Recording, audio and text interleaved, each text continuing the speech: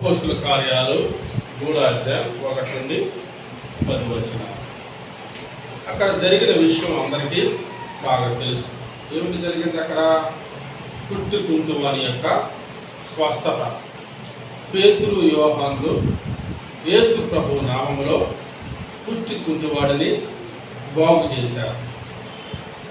నజరుడైన యేసు క్రీస్తు నామములో లేచి నడువు అని చెప్పగా వారు చేయి కొట్టుకుని లేవనెత్తగా వారు బలము పొందుకొని దిక్కున లేచి నడవసాగుతూ గంతులు వేస్తూ దేవుని మందిరంలోకి వెళ్ళి ప్రభువును స్తుతించారు. అది చూసిన అందరూ ఆశ్చర్యపోయారు. దేవాలయం మెట్ల మీద కూర్చొని భిక్షం అడిగేవారు వీడే కదా అని వారి విషయమై అందరూ ఆశ్చర్యపోయారు. అప్పుడు పేతురు యోహానులు ఏమంటారు? మా సొంత శక్తి చేతనైనను భక్తి చేతనైనను మీరు నడవటానికి మేము స్వస్థపరచలేదయ్యా. నజరుడైన యేసుక్రీస్తు నందు విశ్వాసమే, నజరుడైన యేసుక్రీస్తు నామమందు విశ్వాసమే వీడు బాగవటానికి కారణం. కాబట్టి మీరు కూడా ఆయన యందు విశ్వాసం ఉంచండి, గొప్ప అద్భుత కార్యాలు చేయగలిగిన వారని యేసు ప్రభు గురించి సువార్తను అందిస్తారు. కాబట్టి గొప్ప అద్భుతం జరగడానికి కారణాలు, ఆ పుట్టుకుంటువాడు రక్షణ స్వస్థత పొందడానికి కొన్ని కారణాలు ఏమిటి? అలాగే పేతురు యోహాను ద్వారా గొప్ప కార్యం జరిగించడానికి కారణాలు ఏమిటని మనం చూసినట్లయితే, ఒకటి దే హ్యావ్ ద గాడ్, వారు దేవుణ్ణి కలిగి ఉన్నారు. హల్లెలూయా. పేతురు యోహానుల ద్వారా దేవుడు గొప్ప కార్యాలు, ఆశ్చర్య కార్యాలు జరిగించడానికి వారిలో ఉన్న కొన్ని గొప్ప లక్షణాలు ఏమిటి అని మనం చూసినట్లయితే, నెంబర్ 1 ఏమిటది? వారు దేవుణ్ణి కలిగి ఉన్నారు. హల్లెలూయా. ఏమంటారు? పేతురు ఏమన్నాడు? వెండి బంగారములు మా యొద్ద లేవు, కానీ మాకు కలిగినదే నీకు ఇస్తున్నాం. ఏముంది మా దగ్గర? యేసు ప్రభు ఉన్నాడు మా దగ్గర. వెండి బంగారాలు, we have no any gold and silver, we have the one mighty person, his name is Lord Jesus Christ. In the name of Lord Jesus Christ and Nazareth, you get the healing. అని అతన్ని బాగు చేశారు. హల్లెలూయా. ఎంత గొప్ప దీవెన, ఎంత గొప్ప ఆశీర్వాదం. వారు దేవుణ్ణి కలిగి ఉన్నారు, అందుకే అద్భుతాలు చేయగలిగారు. మా దగ్గర బంగారం లేదు, వెండి లేదు, నజరుడైన యేసు నామమున లేచినాడు అని చెప్పి వారు చేయబట్టుకుని లేవనంత వాళ్ళు లేచారు. ఇప్పుడు వారు దేవుణ్ణి కలిగి ఉన్నారు కాబట్టి దేవుడు వారి ద్వారా గొప్ప కార్యాలు చేశారు. లేక వారు గొప్ప కార్యాలు చేయడానికి కారకులయ్యా. ఇదేనా మన జీవితంలో కూడా దేవుడు గొప్ప కార్యాలు చేయాలంటే, మన జీవితం ద్వారా ఇతరుల జీవితాల్లో కూడా గొప్ప కార్యాలు చేయాలంటే మనం ఎవరిని కలిగి ఉండాలి? ఎవరిని కలిగి ఉండాలి? యేసు ప్రభువుని కలిగి ఉండాలి. డబ్బుని కలిగి ఉండాలా? డబ్బుని కలిగి ఉండాలా? ఈ దినాల్లో చాలామంది యేసు ప్రభు వద్దు, నాకు డబ్బు కావాలని పరిగెత్తులు ఎంతమంది లేరు? దేవుని పక్కన పెట్టి పనులకు వెళ్ళే వాళ్ళు ఎంతమంది లేరు? దేవుని పక్కన పెట్టి ఉద్యోగాలకు వెళ్ళే వాళ్ళు ఎంతమంది లేరు? దేవుని పక్కన పెట్టి ఫంక్షన్కి వెళ్ళే వాళ్ళు ఎంతమంది లేరు? దేవుని పక్కన పెట్టి పార్టీకి వెళ్ళే వాళ్ళు ఎంతమంది లేరు? దేవుని పక్కన పెట్టి స్నేహితుల చుట్టూ తిరిగే వాళ్ళు ఎంతమంది లేరు? ఆలోచించుకున్న పోతే దేవుణ్ణి కానీ వాళ్ళు ఎవరిని కలిగి ఉన్నారు? దేవుణ్ణే కలిగి ఉన్నారు. హల్లెలూయా. దేవుడు అంత కూర్చుంటే డబ్బులు ఎక్కడ ఆయన?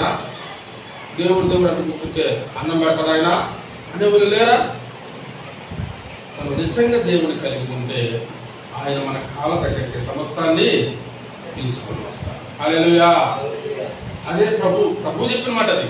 మొదట నా నీతిని, నా రాజ్యములు వెతకండి, అప్పుడు అవన్నీ మీకు అనుగ్రహించబడతాయి. స్వయంగా యేసు ప్రభు అని చెప్పారు కదా. ఈ మాట రాత్రి ఒక వ్యక్తికి నేను సువార్త అందిస్తూ ఉంటే, అయ్యారు దేవుడు అంటే మనం కూడా కష్టపడాలి కదా, నాకు ఆడ కుదిరితే మనం కూడా కష్టపడాలి కదా. ప్రభు ఒక మాట చెప్పాడమ్మా, నా నీతిని, నా రాజ్యం మొదట వెతకండి, అప్పుడు మీకు కావాల్సిన అవసరాలన్నీ అవి మీ కాళ్ళ దగ్గరికి వస్తాయని చెప్పాడమ్మా. అంటే మీరంటే పాస్టర్ కాబట్టి మీకు వస్తాయి దగ్గర, మాకు వస్తాయా? విశ్వాసకు మేము వచ్చి మందిరానికి మా కొత్తగా ఎందుకు రావు? వస్తాయి, ఎవరికైనా వస్తాయి. సేవకులైనా సరే, విశ్వాసులైనా సరే, ఎవరైనా సరే. సేవకుడు కూడా ఆయన నీతిని రాజ్యాన్ని వెతకపోతే వస్తాయా? ఈ వాక్యం అందరికీ కదా. ఆయన నీతిని రాజ్యాన్ని వెతికి ఎవరికైనా దేవుడు ఎట్లా తీసుకొని వస్తాడో కాళ్ళ దగ్గరికి తీసుకొచ్చి వారి అవసరం తీరుస్తాడు. ఇది సత్యం. మనం ఆయనకి మొదటి స్థానం ఇవ్వగలిగితే, నా నీతిని నా రాజ్యాన్ని మొదట మీరు వెతకండి అని చెప్పారు. మొదటి స్థానం వారికి ఇవ్వగలిగితే తప్పకుండా ఆయన ఎలాగైనా మన పాదాల దగ్గరికి మన అవసరాలను తీసుకొని వస్తాడమ్మా అంటే పిల్లలకు యెహోషువ ఉన్నారు. కొన్నిసార్లు చెప్పినట్టుగా యెహోషువ జీవితాంతం యుద్ధాలే, అన్నింటిలో విజయాన్ని చూచాడు. ఒక హాయి తప్ప, అది కూడా ఏ పొరపాటు కదా, వేరే ఒక పొరపాటు అది. కాబట్టి అంత విజయాలే. అయితే జీవితాంతం విజయం పొందుకోవడానికి కారణం ఏంటి అంటే దేవుని వాక్యమే. దేవుని వాక్యానికి మొదటి స్థానం ఇచ్చాడు, దేవునికి మొదటి స్థానం ఇచ్చాడు. అందుకే జీవితంలో ఎన్నో యుద్ధాలు, అన్ని యుద్ధాల్లో విజయము చూడగలిగాడు. హల్లెలూయా. కాబట్టి దేవుడిని ఎవరైతే కలిగి ఉంటారో వారి జీవితంలో దేవుడి గొప్ప కార్యాలు, దేవుడిని పోగొట్టుకొని మనం ఏం చేయగలం, ఏం సంపాదించుకోవాలి. సొలొమోను ఏం సంపాదించుకున్నాడు? ఆయన ఏం సంపాదించుకున్నాడు? ప్రసంగి గ్రంథంలో రాజ్యం ప్రకారం ఎన్నో సంపాదించుకున్నారు కదా. ఎన్ని సంపాదించుకున్నాడు నేను చెప్తారా? సొలొమోను సంపాదించుకున్నది ఏమి సంపాదించుకున్నారు? వనాలు సంపాదించుకున్నారు, బంగారం సంపాదించుకున్నారు. అనేక ఇతర దేశాల ఫారిన్ కంట్రీస్లో ఏమేమి శ్రేష్టమైన అంటే వస్తువులు, వాహనాలు ఉంటాయో అవన్నీ సంపాదించుకున్నాడు. తోటలు వేసుకున్నాడు, కావలసిన సంపద ఉంది, తిండి ఉంది. అనేక మందిని వివాహం చేసుకున్నాడు సంతోషించడానికి. అనేక రకాల సంపద సంపాదించుకున్నాడు. చివరికి ఏమనుకున్నాడు? ఇదంతా వ్యర్థం, ఒకరి గాలికి ప్రయాసపడినట్టుగా. ఒకరి గాలికి గాలికి పట్టుకోవడానికి ప్రయాసపడి ఉందిగా, ఇదంతా గాలికి ప్రయాసపడినట్టుగా ఉంది. రెండో అధ్యాయం కదా అంతా ఉంది. కాబట్టి ఏమో సంపాదించుకున్నాడు? చదువారమ్మా 3వ వచనం 4వ వచనం నుండి.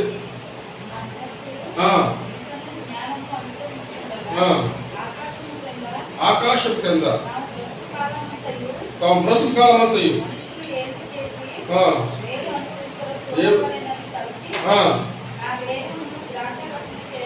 నా దేహము ద్రాక్షారసము చేత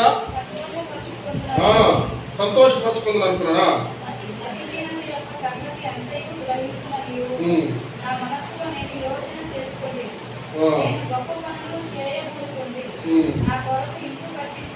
నా కొరకు ఇల్లు కట్టించుకుంటున్నా. చూసావా? చూడండి, నా కొరకు గొప్ప ఇల్లు. 4వ వచనం, నేను గొప్ప పనులు చేయకుంటుని నా కొరకు ఇల్లు కట్టించుకుంటుని, ద్రాక్ష తోటలు నాటించుకుని, నా కొరకు తోటలను శృంగార వనములను వేయించుకుని, వాటిలో సకల విధములైన ఫల వృక్షములను నాటించుకుని, వృక్షములో నారుమల్లకు నీరు పడుట నేను చెరువులు త్రవ్వించుకుంటుంది, పనివారిని పనికెత్తలను సంపాదించుకుంటుంది. నా ఇంట పుట్టిన దాసులు నాకుండ్రి, యెరూషలేమునందు నాకు ముందున్న వారందరికంటే ఎక్కువగా పశువుల మందలను, గొర్రె మేకల మందలను బహు విస్తారముగా సంపాదించుకుంది. నా కొరకు నేను వెండి బంగారములను, రాజులు సంపాదించు సంపదను, ఆయా దేశ ఫారిన్ కంట్రీస్ లో దొరుకు సంపత్తును కూర్చుకుంటుంది. నేను గాయకులను మనుషులు చేయించు సంపదలను సంపాదించుకుని బహుమంది భార్యలను ఉంచుకుంటుంది. నాకు ముందు యెరూషలేము ఉన్న వారందరికంటేను నేను గరుడైన అభివృద్ధి. నా జ్ఞానం నన్ను విడిచిపోలేదు, నా కన్నులు ఆశించినది వాటిని దేనిని అవి చూడకుండా నేను అభ్యంతరం చేయలేదు. మరియు నా హృదయము నా పనులన్నింటిని బట్టి సంతోషకరమైన ఏది అనుభవించకుండా నేను నా హృదయమును నిర్బంధింపలేదు. అయితే ఇదే నా పనులన్నింటి వల్ల నాకు దొరికిన భాగ్యం. అప్పుడు నేను చూడండి, అప్పుడు నేను చేసిన పనులన్నీ వాటి కొరకై నేను పడిన ప్రయాసమంతయు నేను నిదానించి వివేచింపగా అవన్నీ వ్యర్థమైనవి గాను, ఒకరి గాలికి ప్రయాసపడినట్టుగాను ఆగపడను. సూర్యుని క్రింద లాభకరమైన లేనట్టు నాకు చూసారా, ఇవన్నీ సంపాదించుకోవడానికి ఎన్ని సంవత్సరాలు కష్టపడి ఉంటారు. కావాలి ఇవన్నీ ఓటమి వస్తాయా? ఇవన్నీ సంపాదించుకోవడానికి ఎన్ని సంవత్సరాలు ప్రయాసపడతారు. ఇల్లు కట్టించుకున్నారు, నాటు నేర్చుకున్నారు, చెరువులు తగ్గించుకున్నారు, బంగారం, వెండి, పని మనుషులు, పని కట్టలు, ఉపపత్తులు, ఇంకా చెరువులు ఎన్నో సంపాదించుకున్నాడు. రాజు సంపాదించుకున్న సంపద ఎన్నో సంపాదించుకున్నాడు. చివరి కూర్చొని అసలు దీన్ని ఏందని ఆలోచిస్తే అసలు నేను పడిన ప్రయాస అంతా రాలిన ప్రయాసపడ్డా. చివరికి ఏమనిపించిందంటే ఇక ఆత్మహత్య చేసుకుని చచ్చిపోతే బాగుంది, ఎందుకు ఇలాంటి మంది బతికే అనిపిస్తున్నాను. ఆయన చూడండి ఆ మాట కూడా అదే రెండో అధ్యాయము 17 వచనం. ఇది చూడగా సూర్యుని కింద దొరుకున్నది నాకు వ్యసనం పుట్టించాడు, అంతయు వ్యర్థముగాను ఒక గాలికై ప్రయాసపడినట్టుగాను కనబడును, కనుక బ్రతుకుట నాకు అసహ్యమాయను. చివరిగా 2వ అధ్యాయం చివరిలో ఆ 17 వచనంలో ఏమని ఒక కంక్లూషన్ చదువుకోకపోతే ఆ పారాగ్రాఫ్ చివరిలో ఏమంటున్నాడు? కనుక బ్రతుకుట నాకు అసహ్యమాయను. ఎందుకు అసహ్యం? అసలు సంపద కోసమే కదా చాలా మంది బతుకుతుంది, వెండి బంగారం కోసం కదా చాలా మంది బతుకుతుంది, స్త్రీల కోసమో పురుషుల కోసం కదా చాలా మంది బతుకుతుంది, చెరువుల కోసం ఇంకా పొలాల కోసం కదా చాలా మంది బతుకుతుంది, అనేక రకాల ఆహార పదార్థాలు పట్టు కదా మనుషులు బతుకుతుంది. చాలా మంది పనులు చేసేవాళ్ళు కదా, పనులు చేసేవాళ్ళు కాకుండా లేకుండా పని మనుషులు కదా బతుకుతున్నారు కదా, అధికారుల కోసం బతుకుతున్నారు కదా, ఇవన్నీ ఉన్నాయి కదా. ఇవన్నీ సంపాదించుకొని చివరికి ఏమన్నాడు తెలుసా? బ్రతుకుట నాకు అసహ్యం. ఆత్మహత్య చేసుకుంటే ఇవన్నీ సంపాదించుకున్నారు కానీ దేవుణ్ణి సంపాదించుకోలేక పోయాడు. సొలొమోను హృదయం దేవుని యొక్క నుండి తొలగిపోయినని 1వ రాజుల గ్రంథంలో 11వ అధ్యాయం 10వ వచనంలో రాయబడి. ఇవన్నీ సంపాదించుకున్నారు కానీ దేవుడు సంపాదించుకోలేదు. ఆయన దేవుణ్ణి సంపాదించుకోవాలి. దేవుణ్ణి పక్కన పెట్టి ఇవన్నీ సంపాదించుకున్నారు. 1వ రాజుల గ్రంథం 11వ అధ్యాయం 10వ వచనంలో ఏముంది? దేవుని యొద్ద నుండి సొలొమోను హృదయము కాలేదు. కాబట్టి దేవుని యొద్ద నుండి తొలగిపోయిన తర్వాత బ్రతుకు మీద అసహ్యము అది చాలా దేవుణ్ణి పోగొట్టుకోండి, దేవుణ్ణి సంపాదించుకోకుండా వీటి కొరకు ప్రయాసపడుతూ ఉన్నారు, వీటిని సంపాదించుకోవడానికి వెళ్తూ ఉన్నారు. వాటి వల్ల చివరికి మనుషులకు ఊరి వస్తుంది, జీవితం మీద విరక్తి కలుగుతుంది, మనుషులు చచ్చిపోతున్నారు. కానీ పేతురు యోహానులు ఎవరిని కలిగి ఉన్నారు? ఎవరిని సంపాదించుకున్నారు? దేవుని సంపాదించుకున్నారు. We have no any gold and silver, వెండి బంగారములు మా యొక్క లేవు. నాకు ఎవరున్నారు? యేసు. హల్లెలూయా. ఆయన ఒక్కడే ఆయన ఒక్కడే కార్యంలో చేయవారు. 4 వచ్చిన ఆయన ఒక్కడే స్వస్థపరచగలిగిన వారు, ఆయన ఒక్కడే పోషించగలిగిన వారు, ఆయన ఒక్కడే ఆరోగ్యం కలిగిన వాడు, ఆయన ఒక్కడే భవిష్యత్తును ఇవ్వగలిగిన వాడు, ఆయన ఒక్కడే నిత్యము గడిపే పరలోక రాజ్యాన్ని. దేవునికి స్తోత్రం. హల్లెలూయా, హల్లెలూయా. అందుకే దేవుడు వారి జీవితాల ద్వారా అద్భుత కార్యాలు జరిగించారు. దేవునికి స్తోత్రం. హల్లెలూయా, హల్లెలూయా. అద్భుత కార్యాలు జరిగించారు. కొన్ని సంవత్సరాలు పడున్నాడు వారు అక్కడ. కానీ ఒక్క మాటతో నజరేయుడైన యేసుక్రీస్తు నామమున లేచిన వారుగా వారు దిక్కున లేచిన వారు. కాబట్టి ఎందుకు దేవుడు వారి జీవితాలతో అద్భుత కార్యాలు దేవుడు చేశారంటే, నెంబర్ 1 ఎవరిని కలిగి ఉన్నారు? వాళ్ళు దేవుణ్ణి కలిగి ఉన్నారు. నెంబర్ 2 సహవాసం కలిగి ఉన్నారు. ఏం కలిగి ఉన్నారు? సహవాసం. చూడండి, ఎవరు వెళ్తున్నారు మందిరానికి ప్రార్థన చేసుకోవడానికి? పేతురు యోహాను కలిసి వెళ్తున్నారు. There is a good fellowship. సహవాసం కలిగి ఉన్నారు, కలిసి వెళ్తున్నారు ప్రార్థన చేసుకోవడానికి. అది దినాన మనము కూడా సహవాసం కలిగి ఉన్నప్పుడు దేవుడు తప్పకుండా గొప్ప కార్యాలు మన జీవితాలలో చేస్తారు. సహవాసం లేకపోతే మనము దేవుని ఆశీర్వాదాలు పోగొట్టుకునే వారంగా ఉంటాం. దానియేలు బబులోను దేశంలో ఉన్నప్పటికీ దానియేలు ఎవరితో సహవాసం చేశారు? షడ్రకు, మెషకు, అబేద్నెగో. వాళ్ళు ప్రార్థనా పరులు. చూసేవా, వారితో సహవాసము చేసే వాళ్ళు కలిసి ఉండేవాళ్ళు. చివరికి వాళ్ళందరూ కలిసి ప్రార్థన చేయగా చావకుండా దేవుడు వారిని బ్రతికించారు. రాజు కలగన్నాడు, ఎవరు చెప్పడం వల్ల కాలేదు, అందరూ చంపేయమన్నాడు. కానీ షడ్రకు మెషకు అబేద్నెగోలు దానియేలు కలిసి ప్రార్థన చేసుకునగా దేవుడు అద్భుతంగా రాజు కన్నా కలను దాని భావమును తెలియపరచాడు. చూసారా సహవాసాలు ఎంత గొప్ప ఆశీర్వాదంలో, ఎంత గొప్ప దీవెనందో చూసారా. దేవుని పిల్లలారా, సహవాసం మనకు ఎంతో అవసరం. సహవాసం లేకపోతే లోకంలో పడిపోయే అవకాశాలు 100కు 100% ఉన్నాయి. 100కు 100% ఉన్నాయి సహవాసం లేకపోతే. ఒకే కట్టె మండిద్దా? పొయ్యిలో ఒకే కట్టె పెట్టి మండిద్దా? అదే 4 కట్టెలు పెడితే మాట్లాడాలి. ఒకే కట్టె పెడితే మండిద్దా?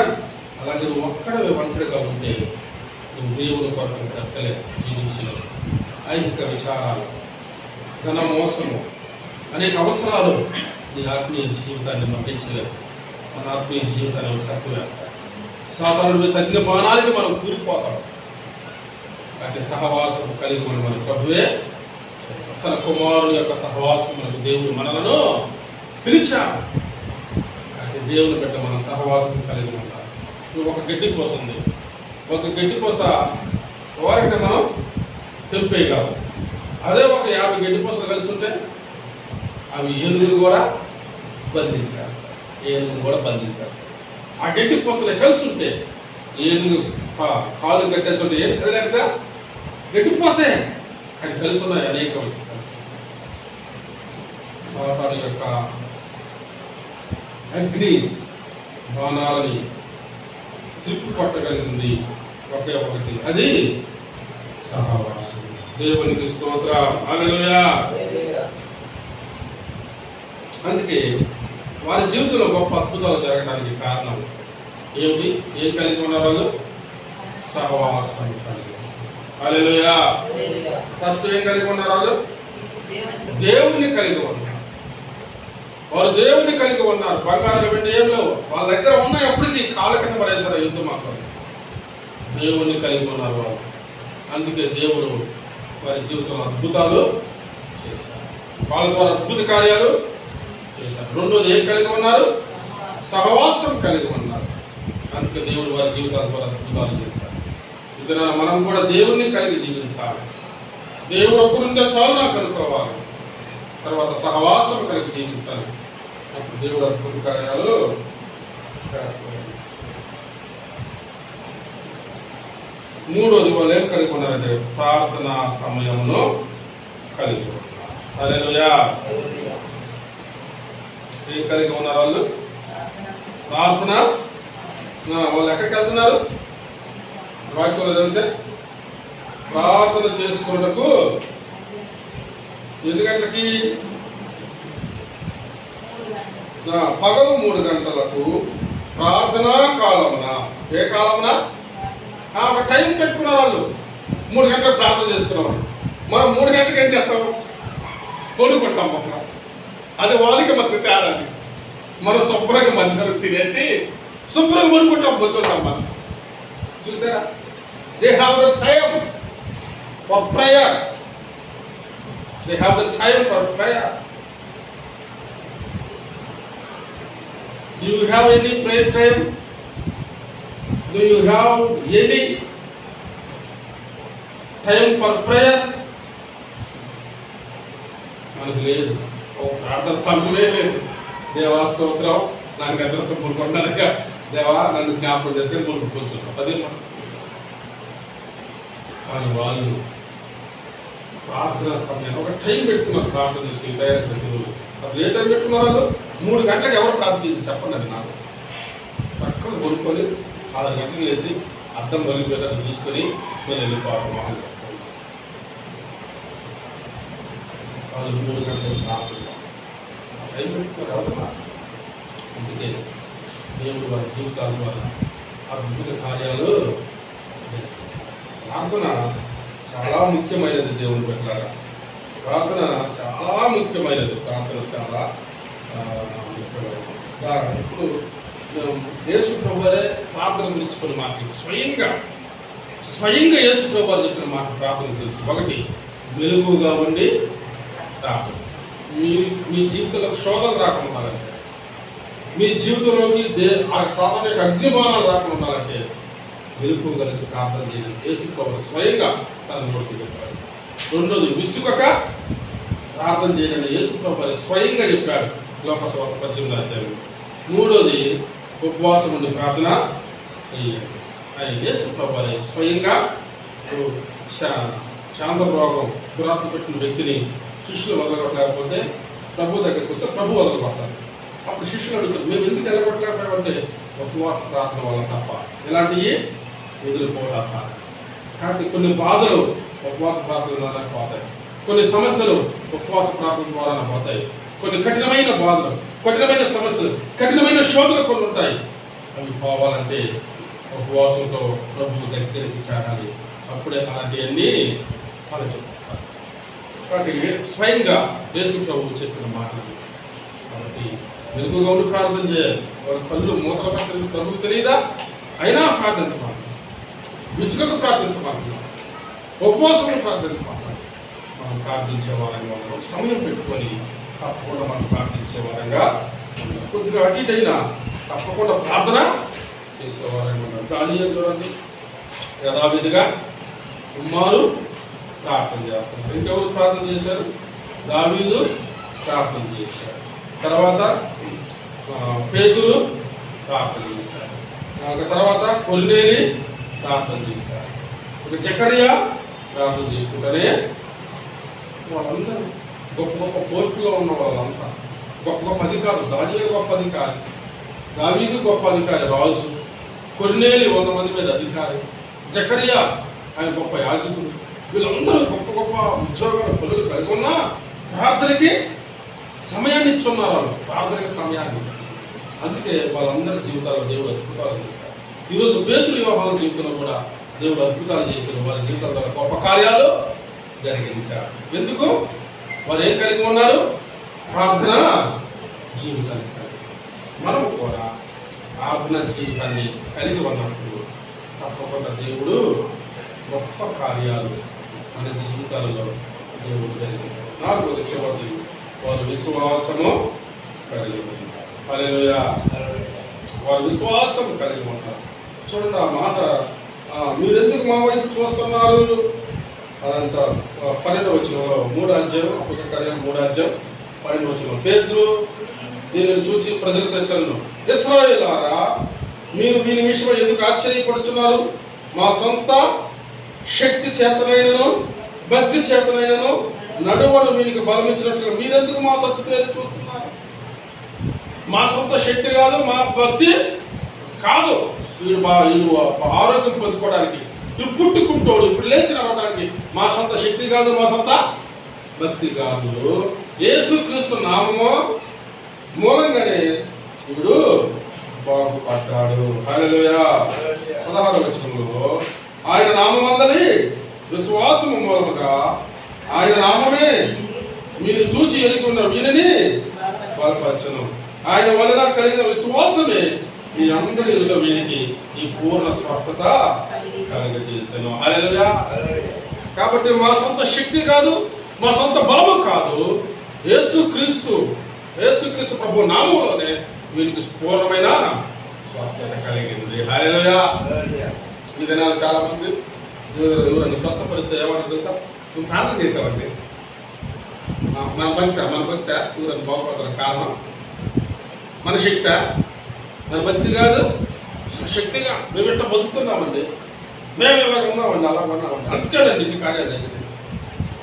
పేతురు అలా అన్నారు, మా సొంత శక్తి కాదు, మా సొంత భక్తి కాదు. సొంత శక్తి కాదు, సొంత భక్తి. 12వ వచనం 1, 2, 3, 4వ లైన్. మా సొంత శక్తి చేత కాదు, మా భక్తి చేత కూడా కాదు. మేమేదో భక్తి చేస్తున్నామని కాదు, కార్యాలు జరిగింది. ఆయన నామందు విశ్వాస మూలముగానే కార్యాలు. హల్లెలూయా. హల్లెలూయా. యేసుక్రీస్తు నామములో విశ్వాసం ఉంచడం ద్వారా బలమైన కార్యాలు మన జీవితాల్లో జరుగుతాయి. మన జీవితాల ద్వారా దేవుడు గొప్ప కార్యాలు చేస్తాడు. దేని ద్వారా? యేసుక్రీస్తు ప్రభు నామమందు విశ్వాసం, faith faith in Christ, faith in him, ఆయన నామములో విశ్వాసం. కాబట్టి మనం జీవించినంత కాలం ఎవరి యందు విశ్వాసం కలిగి జీవించాలి? యేసు క్రీస్తు ప్రభు నామమందు విశ్వాసం, ఎడతెగని విశ్వాసం మనం ఉంచి జీవిస్తే దేవుడు గొప్ప కార్యాలు మన జీవితంలో చేస్తాం. చూడండి, ఇప్పుడు హెబ్రీ రాసిన పత్రిక అంతా విశ్వాస వీరుల గురించే కదా. హెబ్రీ 11వ అధ్యాయం అంతా విశ్వాస వీరులు, విశ్వాసం ద్వారా రాజ్యాలు జయించారు, విశ్వాసం ద్వారా చనిపోయిన భక్తుల్ని పొందుకున్నారు, విశ్వాసం ద్వారా సింహముల నోరులు మూశారు, విశ్వాసం ద్వారా అగ్ని బలమును చల్లార్చారు, విశ్వాసం ద్వారా రాజ్యాలు జయించారు, విశ్వాసం ద్వారా తిరిగి మరల తన కుమారుణ్ణి పొందుకున్నారు. హెబ్రీ పత్రిక అంతా విశ్వాస వీరుల గురించి. విశ్వాసం ద్వారా నోవాహు ఓడలో ప్రవేశించారు, విశ్వాసం ద్వారా గుడారాల్లో అబ్రహాము, ఇస్సాకు, యాకోబులు ఉన్నారు. రాహాబు అనే వేశ్య విశ్వాసం ద్వారా రక్షించబడ్డారు. ఇంకా యోక్త, గిద్యోను, బారాకు, దావీదు, వీళ్ళందరి గురించి అవడానికి సమయం లేదు అంటారు. వీళ్ళందరూ కూడా విశ్వాసం ద్వారా గొప్ప గొప్ప కార్యాలు చేశారు. ఇదిగా మనం కూడా యేసుక్రీస్తు ప్రభువునందు విశ్వాసం ఉంచి జీవించినట్లయితే మన జీవితంలో కూడా దేవుడు గొప్ప కార్యాలు చేస్తారు. హల్లెలూయా. విశ్వాసం కోల్పోయే పరిస్థితులు అపవాదం తీసుకుని వస్తారు. ఎప్పుడు కూడా మనం నిరాశపడకూడదు.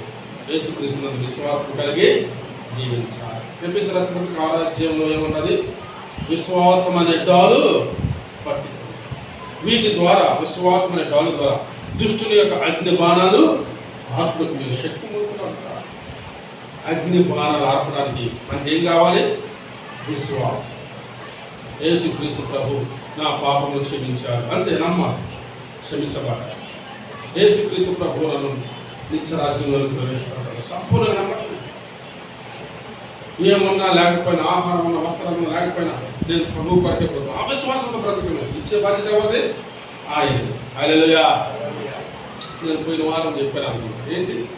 ఈ యేసు ప్రభు ప్రజలు ఐగుప్తు దేశం నుండి వస్తూ ఉంటే ఎన్ని సంవత్సరాలు వచ్చారు వాళ్ళు? ఐగుప్తు దేశం నుండి కనాన దేశానికి ఎన్ని సంవత్సరాలు వచ్చారు? ఎన్ని సంవత్సరాలు పట్టింది నడవడానికి? 40 సంవత్సరాలు పట్టింది నడవడానికి. 40 సంవత్సరాలు నడిచారు వాళ్ళు. ఇప్పుడు వాళ్ళందరూ విశ్వాసం ద్వారా ఎక్కడ బాప్తీసం తీసుకున్నారంట? ఎర్ర సముద్రంలో బాప్తీసం తీసుకున్నారు. సరే, వాళ్ళు నడుస్తూ ఉంటే ఒక మాట చెప్పాలంటే వాళ్ళ అవసరాలన్నీ దేవుడు తీర్చాడా లేదా? దేవుడు వాళ్ళ చెప్పుల గురించి ఆలోచించారు, వాళ్ళ బట్టల గురించి ఆలోచించారు, వాళ్ళకి నీడ కావాలని ఆలోచించారు, వాళ్ళకు ఆహారం కావాలని, వాళ్ళకి ఆరోగ్యం కావాలని ఆలోచించారు, వాళ్ళకి ఒక స్థలం కావాలి స్థలంగా ఉండడానికని ఆలోచించారు. చూసారా? చెప్పుల గురించి ఆలోచించిన దేవుడు, వస్త్రాల గురించి ఆలోచించిన దేవుడు, ఆరోగ్యం గురించి ఆలోచించిన దేవుడు, నీకు నీడ గురించి ఆలోచించిన దేవుడు, నీకు ఒక ఇల్లు కట్టుకోవడానికి స్థలం కావాలని ఆలోచించిన. హల్లెలూయా. వాళ్ళు నడుస్తూ ఉంటే వాళ్ళ చెప్పులు ఆరగలేదు. మన చెప్పుల గురించి ఆలోచించాడా లేదా దేవుడు? మరి 40 సంవత్సరాలు మా బాబు నడుస్తున్నాడు అనుకో, 10 సంవత్సరాలు, 40 సంవత్సరాలు ఎంత పెద్ద అయిపోతుంది, పాదం ఎంత పెద్ద అయిపోయింది, మరి చెప్పు ఏ సైజు కావాలి అంటే దేవుడు ఆటోమేటిక్గా ఆ సైజులు ఇస్తానే ఇచ్చాడు. వస్త్రాలు పాతకెళ్ళలేదు, వస్త్రాల గురించి ఆలోచించాడు లేదా? మంచి వస్త్రాలు ఇచ్చినట్టే కాదా? ఆహారం గురించి ఆలోచించాడు, దేవతలకు తిన్న మన్నాన్ని ఇచ్చాడు, ఆహారం గురించి ఆలోచించాడు లేదా? వాళ్ళు కాళ్ళు వాయలేదు అంటే ఆరోగ్యం గురించి ఆలోచించాడు లేదా? వాళ్ళు వెళ్ళి ఒక నివాసస్థలం ఏర్పరచుకున్నట్టుగా కనిపించి వాళ్ళు తెలియపరిచి దేశాన్ని వాళ్ళకి అప్పగించి భూభాగాన్ని పంచి ఇచ్చారు. మరి వాళ్ళు ఒక చక్కని ఇల్లు కట్టుకొని ఉండాలని స్థలం ఏర్పాటు చేశాడని అంత గొప్ప దేవుడు. నీ చెప్పుల గురించి ఆలోచిస్తున్నాడు, నీ బట్టల గురించి ఆలోచిస్తున్నాడు, నీ ఆహారం గురించి ఆలోచిస్తున్న దేవుడు, నీ ఆరోగ్యం గురించి ఆలోచిస్తున్న దేవుడు. నువ్వు స్థిరంగా ఉండుగాలని ఒక నివాసస్థలం ఏర్పరచుకుని స్థిరంగా సంతోషంగా బతకాలని, ఒక ఇల్లు చక్కని ఇల్లు వాళ్ళని ఆలోచిస్తున్నా. హల్లెలూయా. అంత గొప్ప దేవుడు. ఆయన యందు విశ్వాసం కట్టండి. ఎవరైనా పెట్టుకుంటాం రేపు మరణించిన తర్వాత ఈ లోకంలో ఈ యొక్క యుగాలు బ్రతకడానికి ఆ గొప్ప పరలోక రాజ్యంలో ఒక ఇంటిని మన కొరకు సిద్ధపరుస్తున్నారు. యోహాను సువార్త 14:5 నేను మీ కొరకు స్థలాలు సిద్ధపరచా వెళ్తున్నాం. మన కొరకు స్థలాలు సిద్ధపరుస్తున్నారు. నిత్యము బ్రతికే స్థలాలు మన కొరకు సిద్ధపరుస్తున్నారు. అంత గొప్ప దేవుడు. అలాంటి గొప్ప దేవుని యందు నీవు నేను విశ్వాసం ఉంచేవారంగా ఉన్నాను. శరీర సంబంధంగా కూడా విశ్వాసం ఉంచాలి. తీరుస్తారని అవసరం సందేహం లేదు. ఆత్మ సంబంధంగాను శరీర సంబంధంగా ఏ విధంగా నేను యేసు క్రీస్తు ప్రభువునందు విశ్వాసం ఉంచి మనం బ్రతికినప్పుడు దేవుడు అద్భుతాలు మన జీవితాల్లో చేస్తాం. ఈ పేతురు యోహానులు ఎవరు యందు విశ్వాసం ఉంచారు? యేసు క్రీస్తు ప్రభు నామమందు విశ్వాసము ఉంచి నువ్వు లేచి అని చెప్పగా వాళ్ళు లేచి అందరూ వీళ్ళ శక్తి వీళ్ళ భక్తి అనుకున్నారు. మా భక్తి కాదు, మా శక్తి కాదే బాబు, ఆయన నామందు యేసుక్రీస్తు ప్రభు నామందు విశ్వాసమే ఈ కుంటి వారికి పూర్ణ స్వస్థత. కాబట్టి మీరు కూడా ఆయన విశ్వాసం ఉంటే మీ జీవితంలో కూడా దేవుడు గొప్ప కార్యాలు చేస్తారు. ప్రభు గురించి సువార్త. కాబట్టి 4 విషయాలు, గొప్ప కార్యాలు జరగడానికి 4 విషయాలు ఏమిటి? 1, దేవుణ్ణి కలిగి ఉన్నారు వాళ్ళు. 2, సహవాసం కలిగి ఉన్నారు వాళ్ళు. 3, ప్రార్థన సమయాన్ని కలిగి ఉన్నారు. 4, విశ్వాసం. ఎవరి యందు? యేసుక్రీస్తు ప్రభు నామమందు విశ్వాసం కలిగి ఉన్నారు. అందుకే వారి జీవితాల్లో అద్భుతాలు జరిగినాయి. వారి ద్వారా దేవుడు గొప్ప కార్యాలు జరిగించారు. అక్కడ ఒకరు చుట్టుకుంటోడు కూడా సంపూర్ణమైన ఆరోగ్యం. ఎలాగో మనం కూడా కలిగి ఉంటే దేవుడు గొప్ప కార్యాలు చేస్తారు. కాబట్టి సమయం ఉన్నప్పుడు మీరు ఎలా ఉంచకుండా సహవాసం కలిగి ఉన్నట్టు రండి. సమయం హెచ్చించి రండి. సేవకుల దగ్గరికి, సంఘానికి రండి. కొంచెంసేపు గడిపెళ్ళాము. తప్పకుండా మీ జీవితాల్లో కూడా దేవుడు అద్భుతాలు చేస్తారు. ప్రత్యేకమైన ప్రార్థన చేసుకుంటూ ఉండాలి. మీరు దేవుని సమయాన్ని ఇవ్వండి, అద్భుతాలు చేస్తారు. దేవుని కలిగి దేవుడా లోకం అంటే లోకం మాకు దేవుడు ఒక్కరు చాలా మాట. మీరు ఎవరు రమ్మేమంటే ఎవరు రాకపోయినా పర్లేదు, దేవుడు ఒక్కరికి చాలా మాటని దేవుని కలిగి ఉండండి, అద్భుతాలు చేస్తారు. యేసుక్రీస్తు నామమున విశ్వాసం కలిగి జీవించండి. మనుషుల మీద నమ్మకాలు పెట్టుకోకండి. యేసు ప్రభు మీదే విశ్వాసం కలిగి జీవించండి. ఏ అవసరంలో అవన్నీ దేవుడు ఆయన నామములో, ఆయన మహిమైశ్వర్యంలో దేవుడు మనకి జీవిస్తారు. అటు కృప దేవుడు తన బిడ్డలందరికీ దయచేయుగాక. ఆమేన్. ప్రార్థన చేస్తాం.